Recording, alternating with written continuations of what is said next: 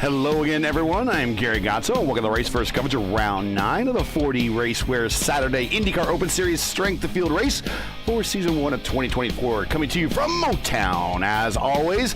Well, not as always, but the first time this season, but definitely he has joined me in the past.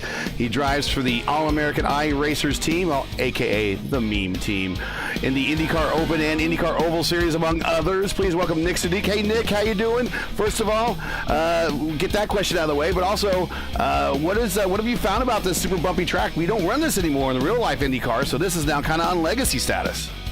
Oh yeah, it's first great to be back. Feels good to be getting back into these high downforce monsters as opposed to little hiatus doing running the GR86 and some other get my feet wet again with the road racing. But yeah, no, you said it right. What a blast to be back here with one of the most difficult circuits on any calendar for this car. A lot of bumps. You have a couple places where the track falls away. I believe turn 11, there's a huge bump that if you don't even have your diff settings right, your differential settings, you're just gonna spin that inside wheel and then you're gonna catch and you're gonna go right in the wall. So plenty of opportunities, close concrete walls, and a lot of grit here. We've got some big players here. We've got Kevin Burrell here, current points leader, looking to add to that points lead that he's got right now. Definitely want to wish him well. Having a couple feeling a little under the weather earlier in the week. Glad to see him back here. Adam Crane, Rashad Craig, Hubler Carey, Mitch Welker making his, I believe, first appearance all season here in the IndyCar, so good to see him back. It's a little teammate of mine there, shout out to him. Phil Kraus and Christian Hildegard making another appearance as well too, so we've got many heavy hitters here. I'm trying to get the track map to come up right. But, we don't need track map for this one. This track has been around for absolute ages. Until last year, they decided they wanted to move it off the aisle into the city, so it would run down in front of the headquarters, at least of GM there, which is right on the other side of the river. But yeah, IndyCar has a long history here. All the records you need to know for this configuration of Detroit Belle Isle. The kart track record set by the late great Greg Moore in '98. Greg with a time of 1:13.5. So we're in that area here, looking at Hildegard of the 1:13.1. The IndyCar track record held by No Attack, No Chance Takuma Sato in 2017.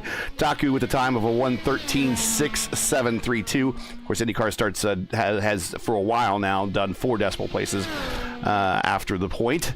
And we're in that, of course, we're right in that neighborhood as well. In fact, Welker with the 1:13.647 himself, so right in that neighborhood. Career wins leader here at Detroit are Castro Neves, Scott Dixon, Will Power, each with 3. In fact, Will won the last race on this configuration right here. Michael Andretti, Emerson Fittipaldi, Seb Bourdais, and Graham Rahal, each with 2. Of course, Graham won both as a part of a 1-2 doubleheader when he won his 2 races here. And that's kind of all you need to know about the real-life IndyCar world coming to this track. But they've got a new configuration now. Did you miss them coming back to this track?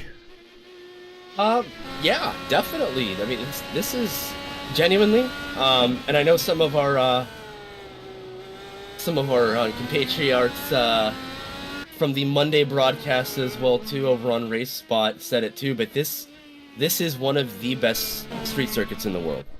It is phenomenal. I think this takes the cake over Long Beach by far. Mm-hmm. Long Beach has prestige, but Belle Isle will always have that real identity, that really high difficulty, high attack mentality that you need. Not saying that Long Beach is any slouch either, but this, you got to carry so much momentum through, especially the lower and medium speed corners. Yeah. There we go. Got the track map up now. All right. We're almost like pros here, you know? It's taking off the dust here. Take a couple of weeks, you know. Right now, though, I do want to point out we've got a Satellite 1-2 with Adam Crane and Hildegard 1-2. Burrell made a slight bobble there on one of his push laps, on his second push lap there. So he's sitting down at 10th. But that satellite racing squad has definitely been looking strong at all of these road course races so far this season. And watch for Burrell to potentially go on an alternate strategy from his teammates. Okay. Or even just push through that field, because their race pace is phenomenal. So you got to keep an eye on that 2 car coming through the field. Currently on camera right now, Brian Dees. He is currently provisionally 21st. Yeah, it's good to see some new faces around. Oh yeah, for sure. We've that's a great thing about the iRacing IndyCar community as of late, especially since the broadcast ban and the dark days are behind us now. We have picked up a lot of new drivers. Yeah, one of the biggest things I love about this community, and anybody who's just watching this maybe for the first time, maybe on a VOD, we are so helpful. The Fix series, we have community leaders, we have Adam Blocker, Robert Malechka, 2 of the best in this car on ovals, and very, very stout road course drivers as well, helping develop sets, giving tips, not only for Fix, but also for open setup as well. And there's been a lot of advice given from Adam Blocker on the community Discord as well too, regarding setups lately, and a lot of good discourse there. Discourse on Discord. There you go. Yeah. I think there's a reason why they named it that. Yeah. Yeah, it's very, very, very positive vibes though, and it's always good. There is that little cliche. There's no such thing as a dumb question. Well, no, not around here. We love to teach. We love to help each other out, and believe that ends qualifying actually as well. Yeah, time is up, and we are getting ready to grid up here. And we'll do the starting lineup here. Think you can read the starting lineup? You got it? I get a little tongue twisted every now and then, but you know what? Yeah, let's... take your time. Like I said, we're knocking the rust off here. There's still rust for me, and this is like my 4th or 5th week into this thing, so we'll take it. Yeah, let's get the ball. It's no penalty Saturday here in the booth, guys. No penalty Saturday. So we will get the starting lineup here for today's 35 lap race here on the aisle.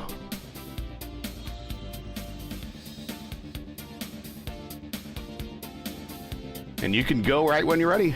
All right, let's get this started. Well, on pole, we've got Adam Crane, and alongside of him, Satellite Racing teammate Christian Hildegard.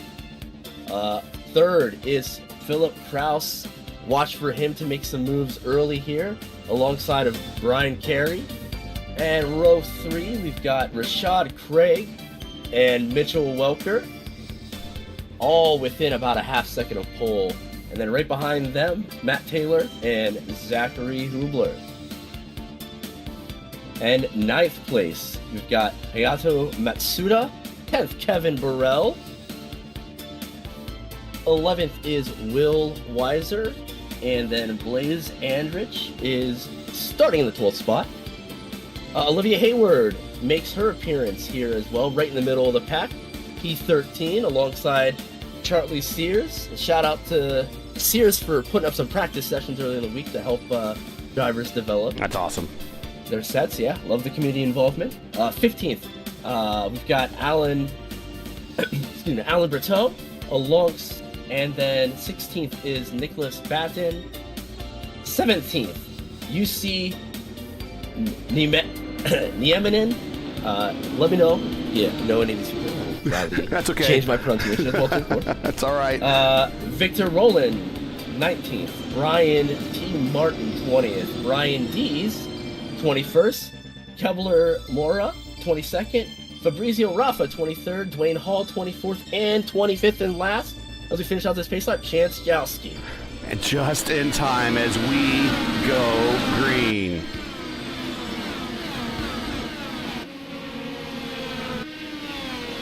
Right.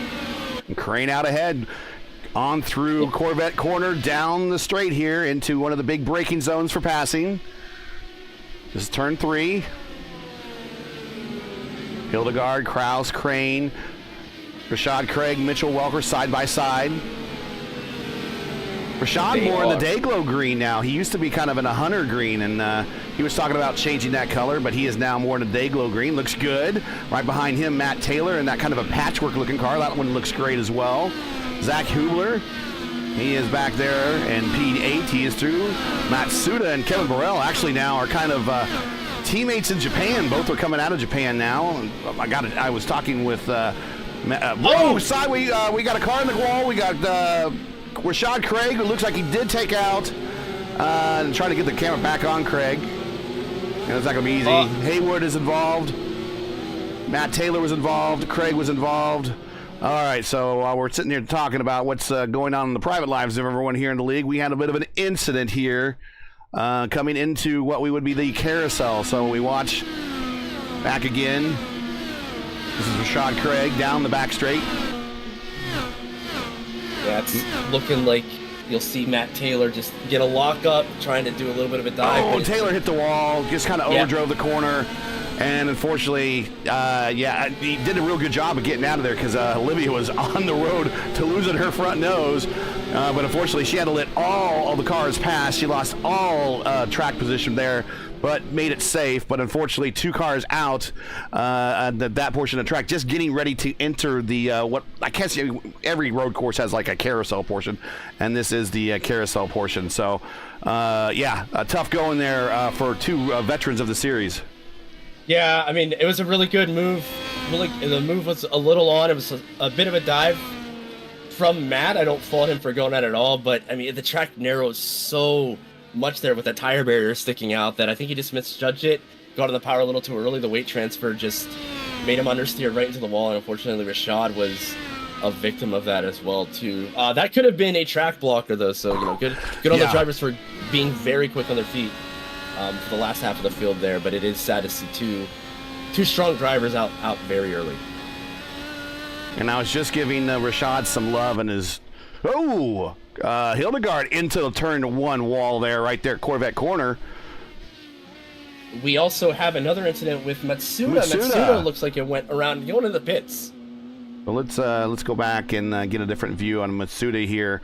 I was just talking about Matsuda. He and Burrell are now countrymates. Of course, Burrell now is relocated to Japan, and they got a chance to meet each other there, which is very, very cool. Always good to meet your competition racers in person for the first time. But we'll check what happened as he's coming through the final portion of the course before getting on the main straight.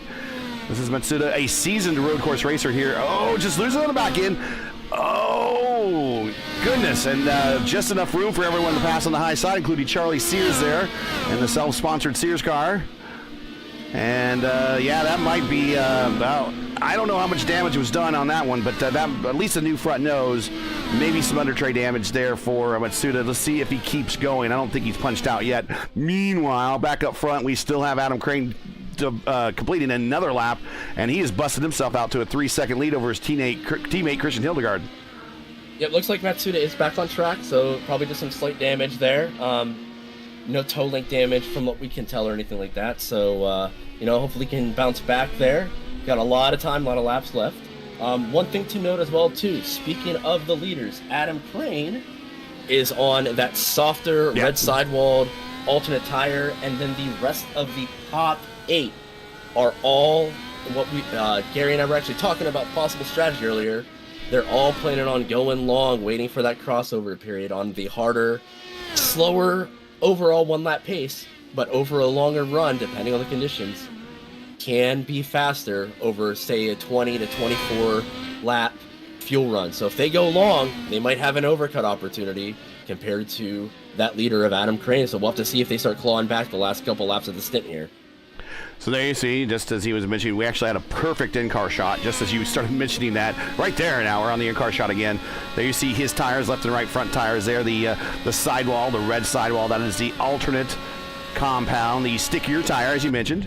And that has a shorter life, but a much faster over a single lap, as he mentioned. And he has pulled himself out now to a 3.5. And this is exactly what he needs to do on these softer tires. He needs to build up that delta so when he does stop and change compound, because you do have to change compounds as according to the regulations here in the Open Series, when he changes that compound, he can still come out ahead while the new compound, the harder compound, comes to life for him over his last portion of his stint. Just a little side note here that we got a quick lull in the action, getting a little called out by chat from my good friend Julian Altina here. I think I might have said Adam Blocker helped develop the sets. I met Brandon Trano. I was thinking about all three of them, being pillars of the community. So I did misspeak there. So yeah, thanks Julian for pointing that out. Brandon and Rob have been developing some of the sets for these, and most of these road sets. Yeah, most of these road sets, especially, I know the ones that have been updated have been Tranos, and most of the oval sets at least have been partially Tranos as well too. So shout out cross team effort there. Yeah, definitely a community effort. Ooh, Welker on the wall on the exit of corner number 13 there, but he recovers through 14 in the kink, across the start-finish line, into turn 1, then in the Corvette corner. Yeah, it's one thing that we mentioned pre-race, too. This is Mitch's, I believe, first race this season. Yes. At least on a broadcasted split. Very, very good road racer. Obviously, a teammate of mine. I know his prowess pretty well. He can jump in any car and be pretty fast pretty quick, but, jumping into one of these Indy cars, especially at a very difficult Belle Isle course, it takes some adjustments. So I feel like, we keep an eye on his laps. His average lap time should be getting better as he starts getting more comfortable, too. Well, the reason we got him on screen is I want to transition to later this year in March. RaceWear will be covering the Formula Indy Series. Of course, Mitch, a former champion of the Formula Indy Series. So on Thursdays in March, we will be right here on RaceWear. The Formula Indy Series returns and returns to its home here on RaceWear starting March 14th with their first race there. Keep posted too. Watching him chase down Kerry wide in that combination of corners. Giving Welker a chance. Carry to the inside. Give it a little bit of a block. Now Welker to the inside. Might have the position through 1 and transition to the Corvette corner. Got a car coming off of pit road. That might have been Blaze Andrich. Blaze being smart, getting out of the gas there, letting the competition go by. But definitely check us out on RaceWear. Make sure to click the bell, subscribe, so you don't miss out on all future coverage announcements, and we got a ton of them, and I'll talk about them in the post-race outro. Just about every single day of the week now, we're going to have something that if it's scheduled, it will be on a day during the week. So 7 days a week and then some for now, me at RaceWear. So we'll see. But we're back here, 7 laps down. Crane now out to a 4.4 second lead as he's going through the carousel portion. Into 10 and out of 10 into 11, down a small side stretch, then to 12 and 13. He's doing his job. We might have had another incident with Matsuda there. Matsuda's in the pits, extended pit here right now. Almost 2 minutes he's been in, so unfortunate to see him have another incident there. This makes a long day longer. Yeah. Oh. Hearing a sorry. There was a battle between Burrell and Sears, and then Weiser as well. Burrell is the points leader in the Open Series right now. He has a small lead, about 80-point lead over Adam Blocker, who is not in the Saturday strength of field. Of course, man is on the road. He does have to work on the weekends. Yeah. Kevin just wants to set that pace and get. Honestly, a good strategy too, especially with drop weeks. You get 4 drop weeks per 12-week season. You can kind of set the pace, especially if you know some of your big competition are going to be out a week or two. You set that mark, you know what to aim for, and then towards the end of the season, you know exactly what size of a strength of field that you would need to maximize your points going forward. So it's a little less anxiety. Once you set that bar already, especially being so high in the standings, or in Kevin's case, the lead. Actually, the next closest battle to him in terms of the points championship, next closest driver involved is Will Weiser. That's right there. Will Weiser currently 7th in the points championship. Trying to make up some points on his nearest competitor there. This will actually be a good battle to kind of keep an eye on over the next 4 or 5 laps here. You got Burrell on primaries. You've got Sears starting to fade a little bit. Might have put a little bit of thermal degradation on those tires. They do not like sliding around. They do not like super high speeds as well too. It really wears them out quickly. The ladder you don't have to worry about quite as much, but you're definitely moving this car around a ton. So we'll have to see their lap times and see how much, maybe if Sears starts to fall off. About halfway through a run, but this first expected pit stops right around the 22-23 lap area. Yeah, you might see somebody try to get off if they start feeling their tires going early off of those reds. But yep. Adam Crane, taking a look at his lap times, he's still fastest person on the track at the moment. So he's gonna stay on those as long as possible. But then once he starts to see, we get to about lap 20 or so, 18, 20, and he starts to see those times slipping away, then he might consider it. But right now, he honestly looks comfortable. I don't even see him using that much slip angle on the car. He's not really using those tires up that much. Yeah, Crane with the purple lap, 1:14.3.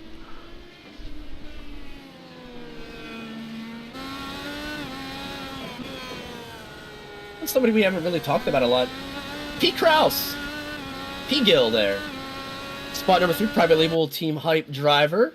Making a nice appearance Saturday. Ooh, tapping the wall there. You got to use every bit of track there, and Phil definitely knows how to maximize road course pace. As he's starting to chase down, it looks like Hildegard been taking a couple hundredths a second off each lap. Just getting back into the groove of things here. Hey, your big gainer of the day is Charlie Sears, who's just on push to pass. He's used 5 of them already in the first 10 laps of this race, so he is spamming that button along. Joining him as making up some spots here. Stephanie Van Holly, I hope I'm saying that right, up 7 spots right now, and Victor Roldan up 7 spots currently on push to pass. Currently, this is 11th and 12th on the race course. Meanwhile, up front, though, Crane, Hildegard, and Krause hold station from where they started first, second, and third.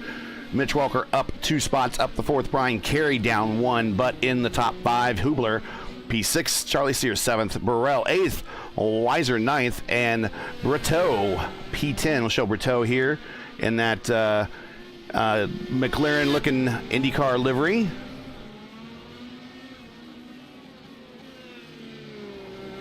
Yeah, very good corner entry and exit there. It's this low speed section coming up right here. It's so narrow. No runoff. Dive in, hit the curb. Track kind of falls away here.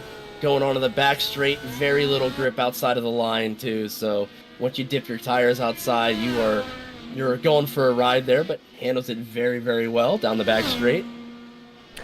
So in a track this bumpy, how important is ride height? Oh, very. Obviously, the common sense, you don't want to bottom out. But you definitely have to have a good balance of, you want to be as soft as possible. You want to you want to maximize your third spring as well, too, and that kind of keeps stabilizing the pitch of the car. Especially in a place like this where you have a lot of heavy braking and then a lot of heavy acceleration.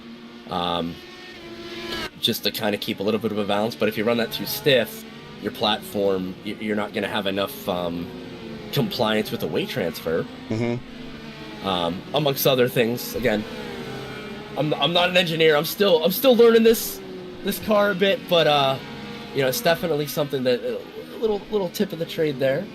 Well, the general rule is the lowest you go, the lower you go, the faster you go. Because that helps with the aerodynamics around the car. Also, the wind tunnels underneath, that would help with the downforce. But too low, you're going to be scrubbing off speed as you hit these bumps. Yeah, you want that under tray, that diffuser down there is really, really strong with these cars, especially when you get to the lower speed corners where those wings won't do quite as much. Comparatively, right here is a good example. but you bottom out, it's not going to matter. You're just going to have no grip at all, or if you're too high, or if your car is, like I said, bouncing too much, you're also not going to be compliant with that either, and it's just going to feel all over the place. We're going to move up a little bit further in the top 10 with Hubler and Carey. That is your closest battle on the racetrack at the moment. And if you look not too far into the distance there, coming through Corvette Corner, you see that Sears-Burrell-Weiser battle as well. And we got a couple tandems of cars here battling. Looks like Phil has pulled out a little bit of a lead on Mitch there, P3 and P4, but they worked together for quite a while. This is now developed into the closest battle on the racetrack now. Kraus and Hildegard. Now this is a battle of prime tires, so tire management, outright driving ability, and speed. These guys are pretty much on equal ground except for setup. This is open setup. If you're just joining and not sure about the rules, open setup means that they can develop their own setup in the iRacing software. Some of these setups are like more closely guarded than country top secret arsenals. Yeah, and if you want to make that analogy, the Indy 500 setups are the national platinum security secrets. Yeah, they are the platinum, worth their weight in platinum, if there was such a thing. But Kraus getting off track there a little bit. Fortunate for him, one of the latest iRacing updates, I understand, they did increase the traction of grass, or on grass. It does break your momentum a little bit more. It does. So you do lose some speed. Yep. But it's not an instant. It's not an instant spin or possible spin as it was before. Right now, Phil is the second fastest person on track at the moment. Took 5/10, took half a second off of Hildegard the last 2 laps. So Phil has definitely been managing that tire heat a little bit better. Could have a little bit more front downforce. Could be more optimized with that ride height as well, like we were talking. It's very tough on a bumpy circuit like this to optimize that. But he's cooking. Man wants to cook, and he's going for it.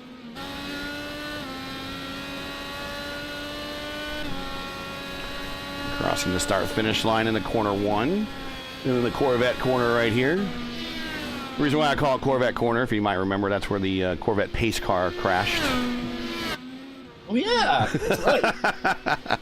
Excellent, great moments in motorsport history right there. Speaking of Phil again, getting back, fastest person on track that lap. 15.231 with Crane. Crane up front in clean air, only doing a 15.6. So those tires are off. We're starting to see that crossover point potentially. Here's Crane. Take a look at him. Gonna probably back his braking zone up a little bit. Has some traffic in front of him. Not sure who that is right now. That is Fabrizio Raffa. We'll get the camera on Raffa there. He's in the Team Penske livery, PPG. But we had some pit takers, actually. We had some people going for a big undercut right now. Yeah, Brian Carey on pit road. And off of pit road. He's on his out lap, and Will Weiser the same way. And we see their in-car shots each went to the red sidewall tires.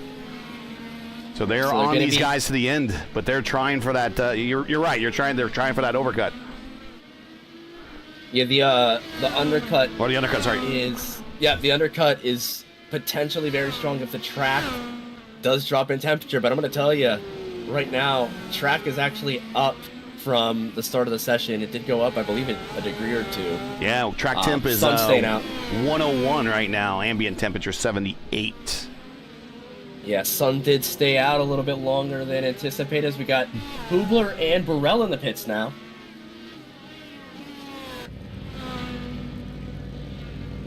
So these folks might have seen something in practice than we might not have seen earlier in the week. A lot of undercut happening here. Undercut is potentially very strong. Yeah, Hubler in front of Carey.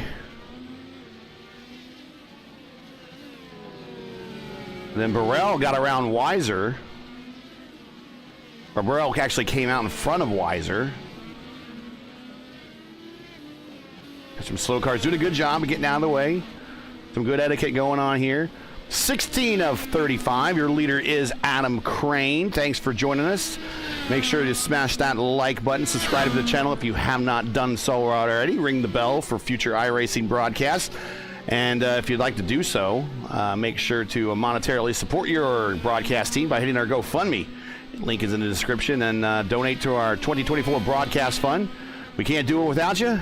We do appreciate your support. Thanks for watching us on this Saturday. Man, if you're in the Midwest, it's like a spring day right now. But if you're in other places, you just got dumped on by snow. Sorry to hear that. But nevertheless, thanks for joining us here on this Saturday for a little midday racing strength of field IndyCar action at Old Belle Isle. Yeah, pit stops are starting. I'm wondering if these drivers might have went maybe a lap or two earlier than they wanted to. That is a danger, isn't it? But they got out. They got out in pretty clean traffic, or in pretty clean areas for the most part. As Hubler back in the pits. Hubler, with wing damage and toe damage. Okay, so let's go back in the Wayback Machine. We're going to have probably other pit stops happen while we're watching this unfold here, but we'll go back. Okay, there it is. Right out of the exit of I call it kind of the carousel area, and he just overcooks the corner, bam, right into the wall there, and Kerry picks up the position. It might just be a new wing, but we might also have some suspension damage as well. Watching his how his hands are on the steering wheel, if there's any toe issues. You said there might be one. Yeah, it looked like. Would not be surprised. Like the been a little bit there, but he is in for a long stop. Crane's still on the racetrack though. That's that spot that I was talking about though. Track really falls away. It messes with the diff if you're aggressive with the differential. It can bottom out your suspension. It can lock up any of your tires. Yeah, that's 7, 8, the 7, 8, 9, 10, 11 complex right there. And in fact, I think I was jokingly, I think I called it before here on the broadcast, the Sudik complex, because that's one of your least favorite parts of this racetrack, I thought. Literally. Literally my least favorite part of this track. Up front, we got Crane starting to get more traffic here. But he's staying out. Yeah, he's staying out. He's he's staying out. He got around Brian Dees there just a minute ago. Kraus staying out. Welker, pit road. No full course yellows in these official series. So it's all on pace right now. It's all judgment of the car, not trying to wait for a caution or anything like that. So we're watching Welker come in. This is a scheduled stop. This will get him to the end. It looks like he got a little bit of wing damage repaired, so it might be a longer stop than he wants. Down and away, red compound tires. He is done. Mitch Welker back out to the racetrack in P5. Yeah, 4 tires, fuel, get it done. Maybe a little bit of repair there, but still, with that pace, if he had some damage there, with that pace, I'm going to be very interested to see what he's got on this last stint here. There's some lockup right in front of the leader. Right in front of the leader. There's some lockups into the cars, into the wall. Ooh. Not sure who that was. That might be Jesse Neiman. That's that. As a leader, that's just like an oh crap moment as he gets by. Yep, and also Valhall going into the pits there, right in front. Very nervous moments there. Again, you're trying to set these last couple laps as fast as possible. Still well on pace here. I think he's going to run it dry. He's going to run this tank dry. Yeah, Victor rolled in on pit road. Valhalla, excuse me. That would be to call Stephanie Valhalla. That would be a pretty cool nickname to have. But on pit road there for a lengthy stop for repair. Back on the racetrack, we got Sears on pit road for his scheduled stop, so Welker gets the position on him. So move Sears down a couple spots here. We'll see where he rejoins. Back on the racetrack, Sears in the self-sponsored Dallara, P7. As he rejoins, Will Weiser right on his 6. This Will Weiser with those red tires up to temperature. Can he run down, get the position on Sears on those new tires that aren't up to temperature? He has a couple of turns to do it. Here they come through 3 and 4. Weiser with the full speed of full head of speed. Weiser contacted me, said, now we always often see Dale on here, and some people, and I think I mistakenly called him his brother. That is his dad. So father-son combination, just like Michael and Mario back in the day. Yes. Weiser wants to get this done. He's got to get it done in the next couple laps, or these tires are going to go away. These tires are going to be up to temperature, and Sears might be able to pull away through the carousel complex, as I call it. Weiser's right there. Very careful, both drivers waiting way late to get on that throttle, wait for that bump to even out. Yeah, if you get on it too early and you hit that bump, these cars don't like to bend and you unload the back end. Is that kind of what happens there? Mm-hmm. Yep, precisely that. Diving into turn 1 here. Car coming out of the pits. Oh, Will's got so much grip through there. He's got to run. And there's a lap car there. And then, well, he might have a run, but he doesn't really have a place to go. No, so just bad timing, unfortunately. Bad timing, but hey, that's racing. The lap car really did a good job by holding its line. Didn't do anything unpredictable. Might not have been in the spot that Will wanted him. Oh, Charlie Shields a little back end, a little happy there in corner exit. But he did what he had to do there, so all fair there. And Sears going to just pull over almost and just kind of lit Will on by. Now Sears on the black tire. At least that's what I'm seeing. Maybe he didn't make a tire change, compound change. I don't remember on the reds before. Yeah, he was on. I think we're okay. Yeah, he's okay. He was on the reds before. I'm looking at timing and scoring. Yeah. Okay, so he's good. A lot of action now. We got Phil Grouse in the pits. We got Adam Crane and Hildegard, teammates, battling now. This is that strategy. Oh, Hildegard hits the wall a little bit. Might get away with it. And Hildegard tracking down Crane. Really narrow part of the track there. Crane on his outlet.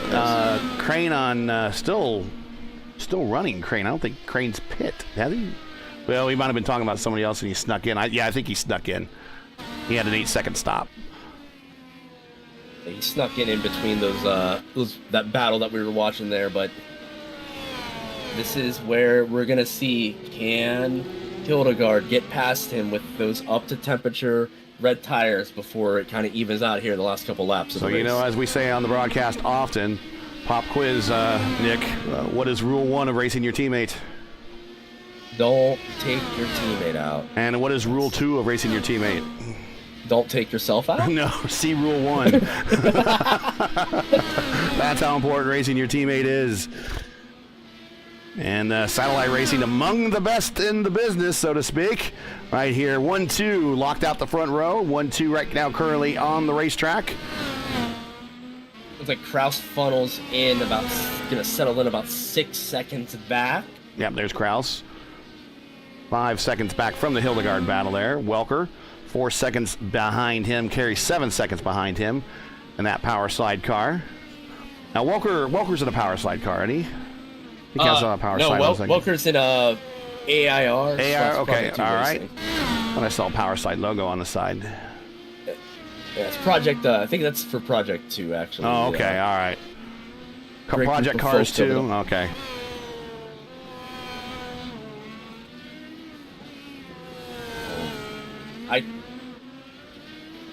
Watching this Crane Hildegard battle, they're hitting more traffic going to the start-finish line. Yeah, this is Olivia Haywood right in front of us. So Olivia, longtime participant in the series. Now they're in a real difficult spot for her. She needs to get through these next couple turns and then, try to get out of the way. And once they get out of that straight, but here comes Hildegard. Oh, he's been hitting the wall or getting close to the wall in every spot, but that broke his momentum a little bit. He's going to try and take a look. He's going to take a look, but no, not going to get it. Hildegard did a good job getting out of the way there. Or, excuse me, Haywood did a good job getting out of the way there. Hildegard trying to track down before the good on these tires run out. And he is currently lap 6 into a stint, so halfway through, I guess, the good period of these tires. Still has a little time, but it's diminishing returns now every single lap. Yeah, as they battle, New purple lap. Phil Kraus, 1:13.9. Just set it that time by. Phil Kraus, purple lap, 1:13.9. That time by. So Kraus quickly reeling in this duo. Another one of the power teams in the community. Team Private Label. Yeah, Private Label Team Hype. Yep. Him, Josh Chin, Connor Harrington, amongst a couple other associates as well too. Definitely on it. Definitely hunting down, taking at the line. Gonna take more time out, I think. 1.3 seconds that lap because of them battling. And it looks like we're gonna see another dive potentially up front. Get back up front. Nope, holds back. Time by, but they're a lot closer. Tell you what, Hildegard is sliding those tires a lot. Putting a lot of heat in them, scrubbing them. The rear end kind of wants to kick out a little bit. You can see just faintly on the throttle starting to yaw. Of course, Crane, former champion of the Indy, what used to be called the IIS, the iRacing IndyCar Series, now going to be called the IIT, the iRacing IndyCar Tour. He's a former champion there. That's an open setup series that mirrors the real-life IndyCar. Kildebrand getting loose on corner exit there. That's going to cost him some time, but at the iRacing IndyCar Tour, as the mirrors kind of as best as possible the real-life IndyCar schedule and tracks. Real quick, we've got that Brian Carey, Kevin Burrell battle starting to boil back up yet again for 5th. And there's Carey, Power Slide Motorsports, Power Slide Racing, teammate to Adam Blocker, among others. Currently second in the open standings. Burrell on him. Burrell getting a good run off corner exit. This is just great. We've got 3 battles going on right now on track. We've got we've got a lot of action. This track always produces here in Detroit. We love this track, especially in sim. So please, please, please, please, if you ever have a chance in iRacing, run it. Run it in any car, because you will have a blast. But a lot of these drivers, long time, have been racing on the IR18 on the sim. How much of this is muscle memory? A lot of it. I like to refer to the IR18. I haven't been on iRacing nearly as long. Only about 3.5, 4 years now. But it's kind of, I don't want to call it a solved problem, but it's definitely close where everybody knows the little intricacies and whatnot. But that makes it all that more fun. That makes it all the more fun because you're using the maximum potential of this car.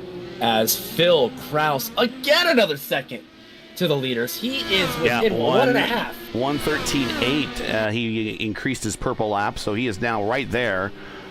Push to pass situation because we are getting into that window. 9 laps to go here in Detroit. Thanks for joining us. You're joining the Race First coverage of the IndyCar Open Series. Latest round here at Detroit, Saturday strength of field race.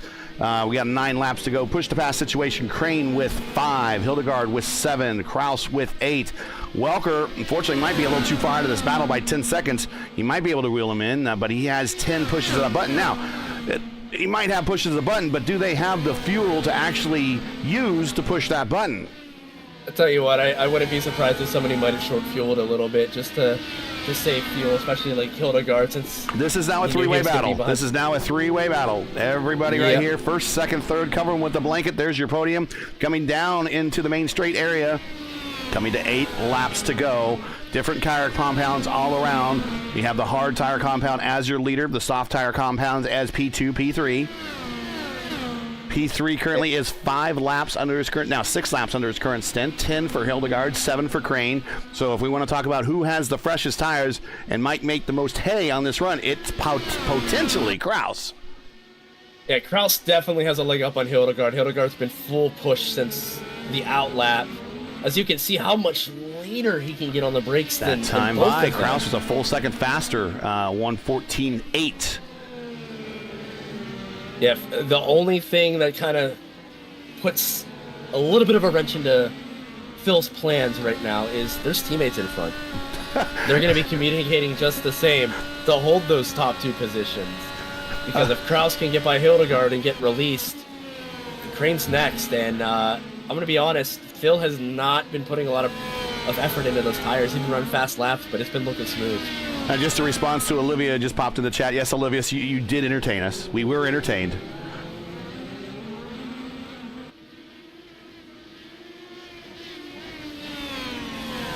Unfortunately, Olivia out of the race, it looks like. 19 cars are currently, well, actually, take that back. 17 cars are currently running. 14th and 15th look like they might be out for extended stop. While 16th, 17th, 18th, and 19th still on the racetrack. They can make up, maybe make up those positions. At least 16th, 17th, 18th can. Back to the lead, coming down the straight into turn 3. Hildegard with a look. He's back up there. Let's pop on the roll cage of Krause's car and see. Let's take a tour of the full lap here as he chases down his chief competition here for the win. 7 laps to go, going down the long straight. Bring back the track map here for you. Oop, there it is. In the 7. Got to use every bit of track there. Track kind of flattens out here. Do you want to get on those curves? Do you want to pop the curves here, or you want to stay off the curves? No. Don't pop curves? Okay. No, because you'll potential floor damage because of how high they are. The only curve that you would even think about it would be at the end of the straightaway here in the passing zone. But even then, right it's here. There it is, right about there. Yep. And you actually saw the guys in front kind of clip it. Yep. Gives you a little bit better turn in there, but it is tough. You gotta make sure that you're stable. Okay, all 3 on push to pass. So you see Krause with his pie readout there. Green lights flashing on the inside. Whoa! Hildegard currently has the lead just barely. Now he got the lead. He's clear. He's in there. Here comes Krause to the inside. That's not a passing zone. Oh, there was contact. There was contact. Crane's still there. Let's get the camera back on these guys instead of riding along board. See how close they get. You saw how close they got in the car. They're both on the button still. Yep, both on the button. Now, leading up to that path. Oh, Krause almost got hit that where the wall kicks out there. Oh, it's just getting feisty. And I think he worked after the race. Yeah, and I think elbows went out there. I think he had to force the elbows out to get back in. Crane was not letting him in. Crane doesn't have to, though. I'm wondering if Phil has... Oh! Crane just lost an engine. It blew up? It just blew up. Something happened. No revs. He's done. I've never seen that. I don't know what happened. I've never seen that on a road course unless he just overheated, wasn't paying attention to the temperature. So he's rolling around in 13, and he gets off onto the grass, and that's day done. Folks, we just saw a retirement via engine failure. Wondering if there might have been some damage early on, or maybe some damage there, and the temps were already high, and it just pushed it over the edge or something. I mean, the damage model can be a little funky sometimes when you're side by side. A little bit of side pod damage can. You saw it on the broadcast, a big poof of smoke, and I believe it made that metallic sound when the engine just goes, and it was done. It is. I could count on my hands the number of times here on Race First, maybe on one hand with a couple fingers, the number of times I've seen an engine failure here at an IndyCar race in Race First. Oh my God, that is insane. These cars are really reliable, both in real life and in sim here. Oh yeah, for sure. I'm wondering. I'm sure we might see Adam in the chat here, maybe towards the end, maybe see what happened. But wow, we've got right now, real quick, as stuff calmed down in front. Mitch Welker now in third place.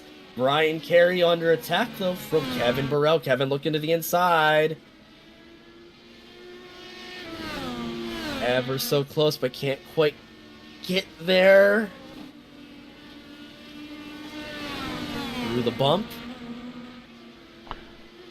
Wonder if Kevin's fronts are falling off there a little bit. Maybe.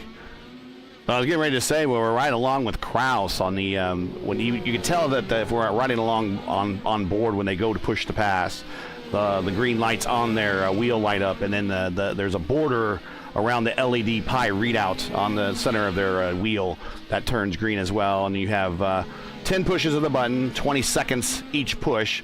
You don't, and then once you downshift or come off the accelerator, that then cancels it. It's a momentary burst of horsepower, only on road courses. Now we might see with the hybrids, we might actually see some type of push to pass on ovals coming up. And if so, that's going to be awesome. I believe I saw something about having like double buttons. One to deploy hybrid and one to deploy your ICE or and then I think at some point you can actually deploy both at the same time. And I just thought when I saw that and I thought of it as like it reminds me of like a Street Fighter double combo. You know, it's with the right button combination you get 8 shots in. Yes. I think Burrell is reeling him in very, very, and he's on push to pass. We'll get on the roll bar. There you see the green LEDs lighting on the wheel there, and the pie readout on the border around this LED screen. And Kraus also starting to claw back again. He does have the tire advantage over Hildegard as well up front, so we got 2 big battles. 3 coming to go. Down to the wire here. 3 to go. And Hildegard is fastest just about every lap. Or excuse me, Kraus is fastest every lap on Hildegard. So we'll see how this one shakes out. Hildegard, 1:15.1, 1:14.8 Kraus. Notice how much time, though, Kraus is losing in those last 2 to 3 corners, though, just using that left front. Maybe more downforce on the team satellite car? That's what I'm thinking, or maybe just tire usage, just traffic becoming a factor. We got another. Yeah, they're out of the way. Last one. Now is Jesse Niemann, I think Niemanen. I think hope we're saying that right. If we're saying your name wrong, just feel free to hit us up on the Race First Discord server. Link is in the description, and you can let us know how to pronounce your name correctly. We apologize. We are the butchers of last names, unfortunately. Want to thank 4D RACEWEAR for sponsoring. We got goes wide. He lost his front wing. Now this battle is going to turn into a desperation battle. Oh, and the wing smashed back into place. So all of a sudden, Hildegard is a transformer, gets the new wing back, but he is damaged. Oh, no. He slides in. What are we doing? Oh my God! Mitch Welker. Here comes your potential new leader, Mitch Welker. Go back up to the combination. Hildegard car's still together somehow. I don't know. Kraus is upside down. He's out. Welker, 2 laps to go. So let's take a look at Hildegard. How can he not be damaged?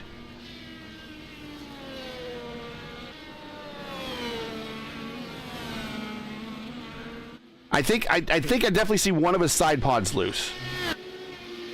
Yes. The right side pod is definitely 100% loose. And he is leading over 6 seconds over Welker. Welker reeling him in now. Final lap. I don't know if Welker is going to have time now. I might have prematurely gave the race win to Welker, thinking that both of them were out, but iRacing physics. If this car crosses the line, this is the most unbelievable finish. Okay, so let's bring up your top 10 again. Now it's Hildegard, Welker, Carey. That's your top 3. That's your podium. Trying to bring this thing home into the final, most complex portion of the racetrack here. Welker, 5.1 seconds. Not going to have enough time to reel in Hildegard through the final portions of turns. Gets through the dog leg, and he'll be staring at the checkered flag here. Final lap in Detroit. There is Welker in the background. You see him rounding the corner. Anything happens. But I don't think it's gonna. Hildegard can put in the clutch and coast.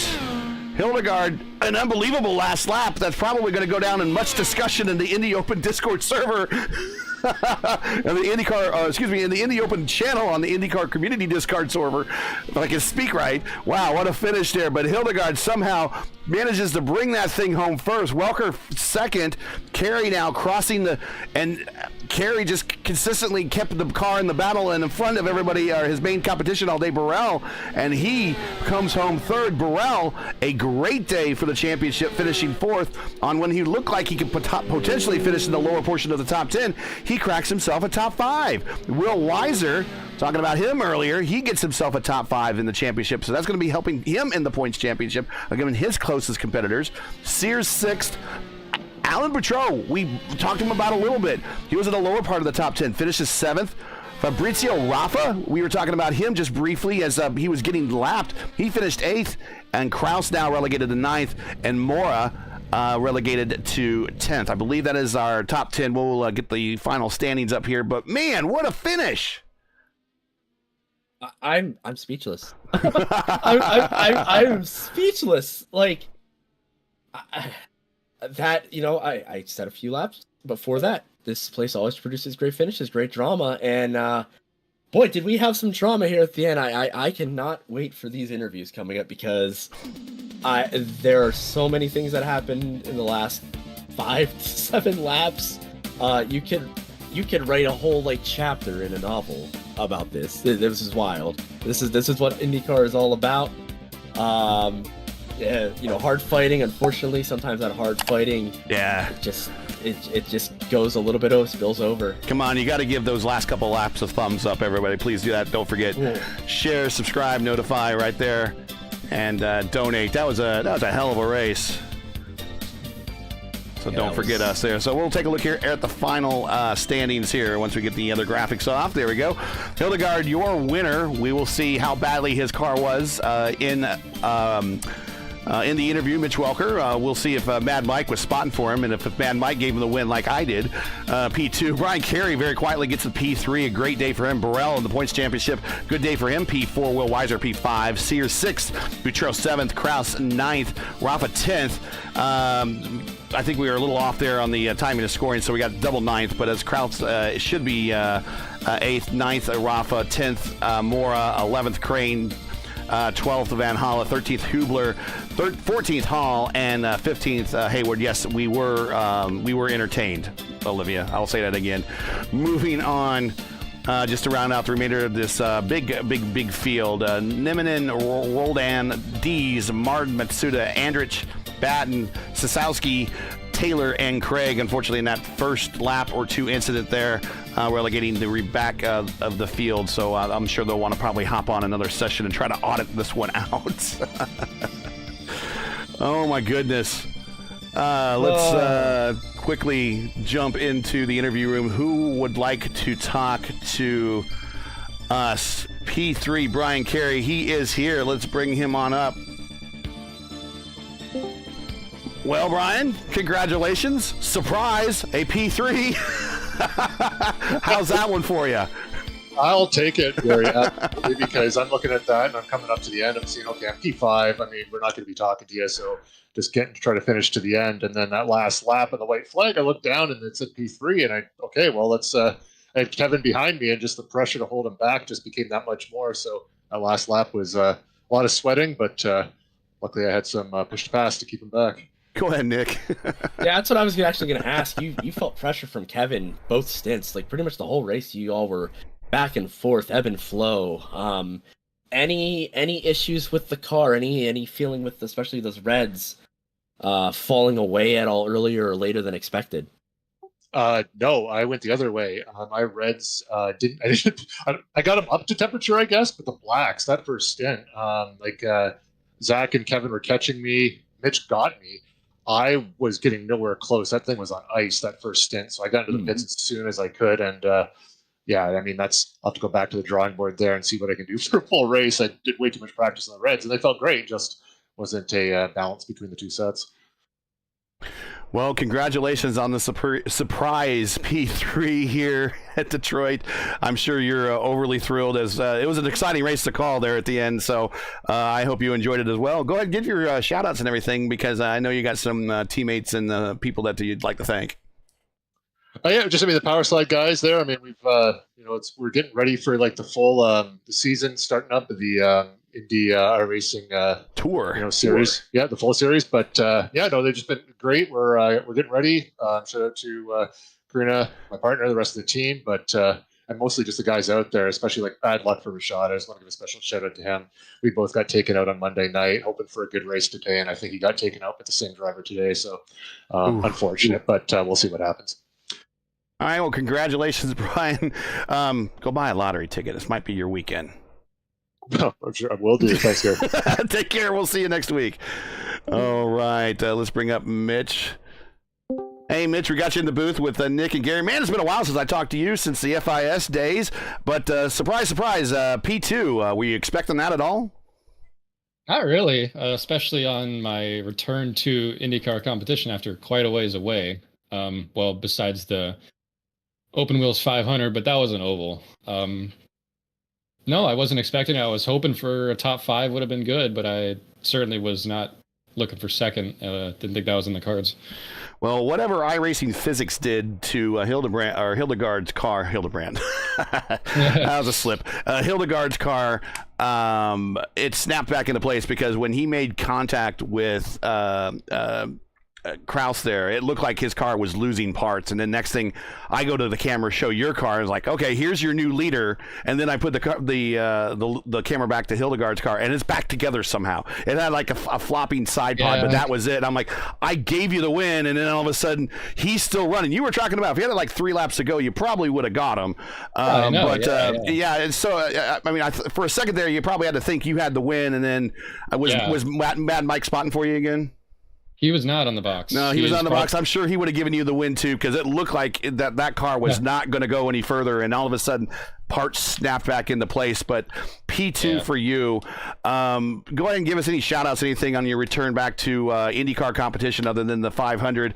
I know it's been a while. It's been a while for me, so it's good to see you back here on the podium.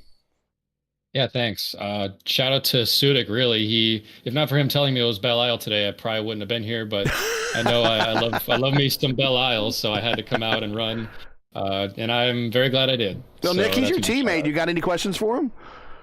What are you bringing to the team barbecue to celebrate this podium there, bud?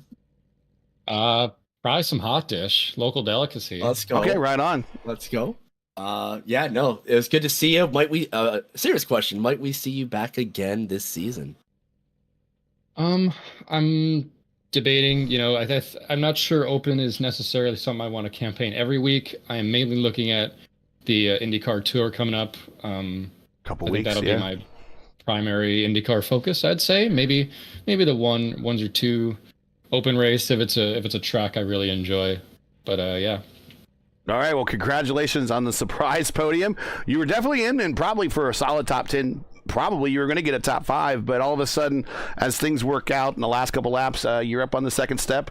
Congratulations. Glad to see you back, and hopefully we'll see you again here real soon, if not during the IIT. Yeah, thanks. Hopefully see you then. All right, let's bring up our winner, Christian Hildegard.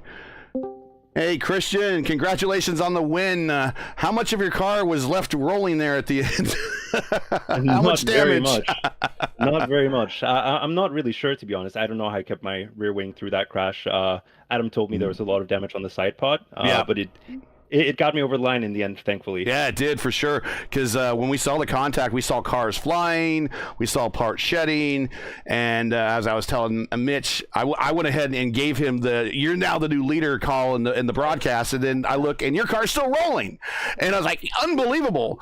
Beyond that, just leading up to that, I mean, how was your race, especially running down? And I mean, when you have Kraus and Crane racing around you, I mean, you got 2 of the best that have been in the community for a long time. I mean, it's like Darth Vader down the trench in Star Wars shooting all the X-Wings. It's like you just feel like a sitting duck with those guys. I mean, how is it to maintain your composure when you're racing with 2 kind of legends of the community in the closing laps here at Detroit? Oh, it's so tough. These guys are so incredibly good, so obviously experienced, amazing racecraft. So being in a sandwich between them, definitely really intense. Not to mention the track itself. It's a challenge just to keep it on the road. And then you have Kraus in the mirror, you have Crane ahead, and obviously Crane being my teammate, I don't want to crash into him and everything. So Rule 1, yeah. I mean, I'm still getting my heart rate down after that race. It was, I mean, Monday was intense. This was something different entirely. Well, thanks for the entertainment as always too. You know, Christian, you are absolutely, I believe, the most on form road course driver right now in this series. I don't think you might have enough weeks left to make a run at the. You might actually, but looking towards, everybody's been talking about the iRacing IndyCar Tour coming up. Are you gonna make a run at the championship with Crane and Kevin? Definitely going to try. I mean, definitely this season, not going to go for the championship. I'm definitely a road course merchant right now, so I can't get good points on the ovals. Hopefully we can change that in time for IIT, try to get my I rating up, try to get some experience there and see if I can get some good championship points. But it's all on the road courses as it is right now, so maybe a bit more of a support role in the IndyCar iRacing Tour. You definitely have a good support system behind you to learn from very quickly on those ovals if you start to get a knack for it. So, you know, congratulations again. Any shout outs, obviously your teammates, any sponsors, Mike is yours. Yeah, obviously a huge shout out to both Kevin and Crane. Been doing a lot of work on the setup side. Wouldn't be possible without them. We've made some really, really big steps in terms of finding pace. It wasn't looking so good at the start of the week, maybe, but we found pace in time for the first of the week and carried it throughout the entire week. So big shout out to those guys and big shout out to the sponsors, Dr. Jabber, for instance. Yeah. Well, final question here. You get the burden of this one being the winner. And you mentioned ovals. Next week is Nashville Super Speedway, and as ovals go, I love ovals. That is my bread and butter.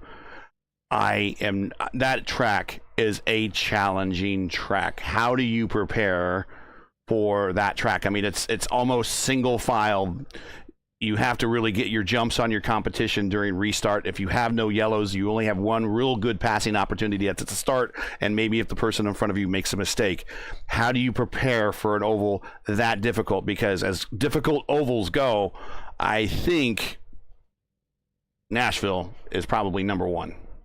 Yeah, I'd love to tell you, but I have no idea. I've done 3 oval races in my entire iRacing career, at least in the IndyCar. So I have no idea. Never driven the track. So yeah, you'd have to. True novice. True novice. Yeah, I mean, prototype driver to an IndyCar driver. It's going to be interesting once I do hit the ovals. But for now, I cannot answer that question, unfortunately. Watch him be, Nick. That, you know, we've heard this many times when we talk to people, like we get them in the booth or out on a podium on the oval, and the number of times we've heard them say, "This is the first time I've ever done this." You know, it's just like, you make me sick. But, you know, we kind of expect to see that out of you, Christian, going in. You might be a novice, but I would not be surprised to see you in a solid top 10 here next week at Nashville. But until then, please enjoy your victory. Thank you for showing up and entertaining us today on the top split, because it was very entertaining.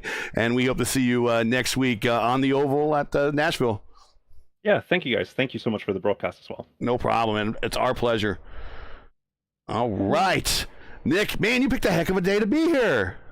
Wow, what a comeback to the commentary booth after a year hiatus. Yeah.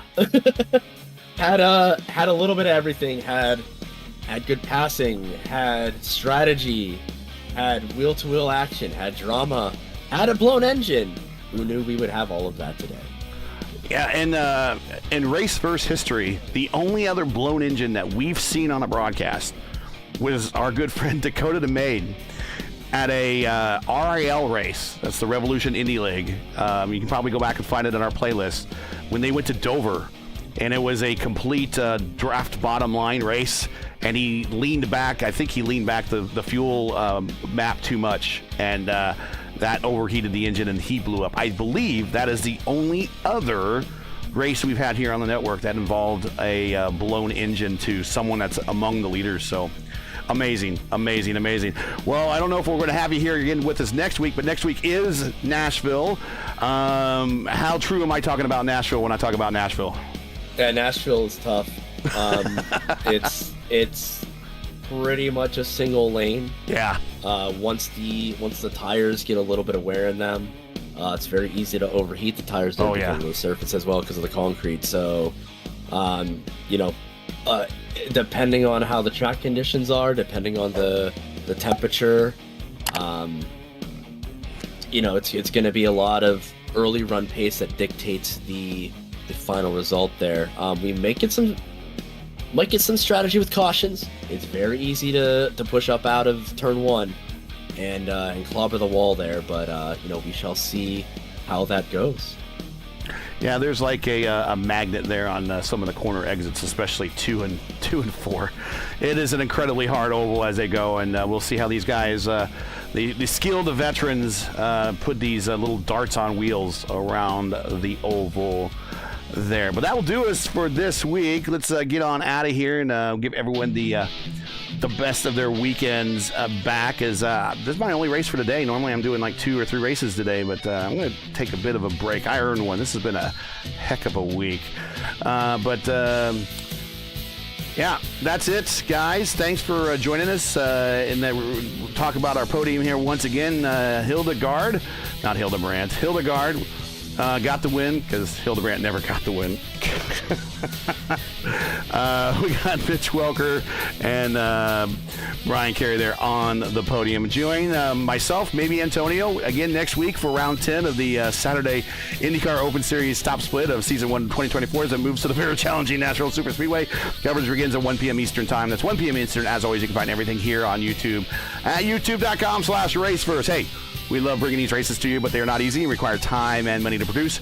Because of your generosity and donations, we've been able to bring you many races of the IndyCar Open Series nearly commercial-free. If you share our passion for the sport of IndyCar and enjoyed our coverage of the 4D RACEWEAR Saturday IndyCar Open Series top split, please take time to visit our GoFundMe page. The link is in the description and donate to our 2024 broadcast fund.